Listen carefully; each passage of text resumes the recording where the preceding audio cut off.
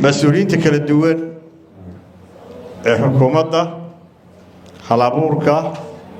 هيبولو إذا قرن كجمهورية الصوماليلاند خبرات هدها يدغنكا وأيري يدلنيرو أويري ركبة السلام عليكم ورحمة الله وبركاته. ما تشرف وين يفرحان قارا يتهاي إن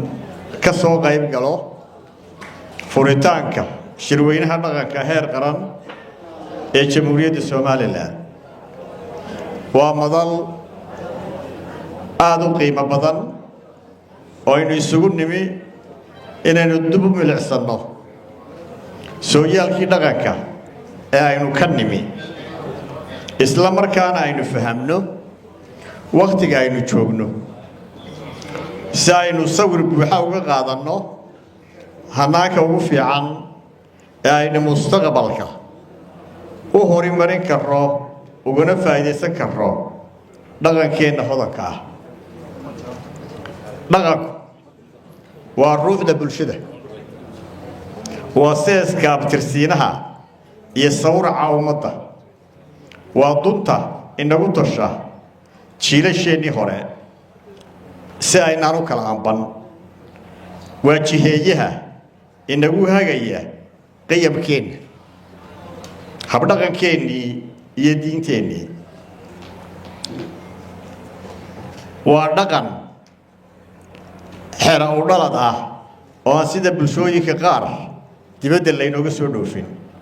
waa dhaqan ku aroora sooyaalka nolosheena xoolo dhaqato caqiidadeedna islaamnimo iyo qisaska ku duugan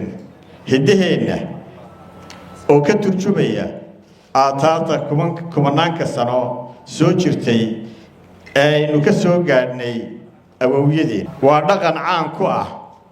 sharaf dhowrasho anshax wanaag iyo aqoon aad u qoto dheer kaasoo weelkiisu ahaa afkeenna hooyo gaar ahaan gabayadii iyo buraanburkii aynu awowyaasheen iyo ayeeyayaasheen ka soo dhaxalay ee ay noo kaydiyeen oo ka mid ah sababaha ugu waaweyn ee aanay hodannimada afkeennu u gurin dhaqanka ummadeed wuxuu muhiim u yahay horumarka bulshada waayo waxa uu sees u yahay kalsoonida wadajirka iyo muwaafaqada bulshada dhexdeeda waxa uu dhiirigelinayaa hal-abuurka iyo curinta bulshada arrimaha la og yahay inay lagama maarmaan u yihiin kobaca iyo horumarka ummadda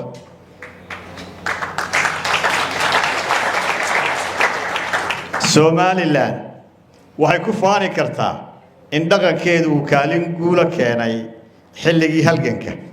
hawlaha nabadeynta ee joogtada ah iyo xitaa marar badan furdaaminta arrimo siyaasadeed oo cakirbay nasiib darro maanta qabyaaladdu waa khatarta ugu weyn ee ay wajahayso dowladnimadeenna casriga ah iyo guud ahaanba bulshooyinka gobolka Geeska Afrika si aynu taas uga hortagno way xukuumaddu dhiirigelinaysaa isdhexgalka bulshada waxaanu ka shaqaynaynaa in ubadkeena aanu xilliga waxbarashada ku barbaarinno la dagaalanka qabyaaladda waxa la dhiirigelin doonaa barnaamijyo iyo ololayaal bulsho lagaga wacyigelinayo ummadeenna qabyaaladda waxaanu xukuumad ahaan ilaalinaynaa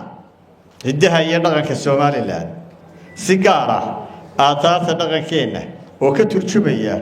hidaheena sidoo kalena waxaanu dhiirigelinaynaa inaynu xoojinno nidaamka shareecada iyo dhaqankeena ku aroora xallinta khilaafaadka sidii halkan xeerbeegtiisu uga garnaqaysay gaar ahaan dhulka ka durugsan goobaha uu garsoorka dawladdu aanu gaadhsiisnayn innagoo mar kasta sees uga dhigayna sharciga iyo xeerarka dalka waxaanu adeegsan doonaa xoojinta diblomaasiyadda dhaqanka oo ah in bulshooyinka dunidu aynu barno dhaqankeena hodanka ah iyo sida uu caawiyo dhaqankeenu saaxiibtinimada tala wadaagga derisnimada iyo iskaashiga si ay u fahmaan qiyamkeena iyo jihada aynu u soconno mustaqbalka xukuumaddu waxay samaysay abaalmarinta sanadlaha ah ee xasan sheekh muumin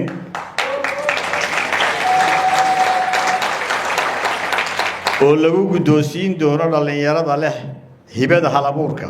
fanka iyo suugaanta shirkan oo soconaya 2 maalmood waxaan ka filaynaa inuu barbilow u noqdo isbeddelka aynu ku adkaynayno kuna ilaalinayno kuna muujinayno dhaqankeena ugana hortegayno inuu ka lumo jiilasha soo socda shirka waxaa laga sugayaa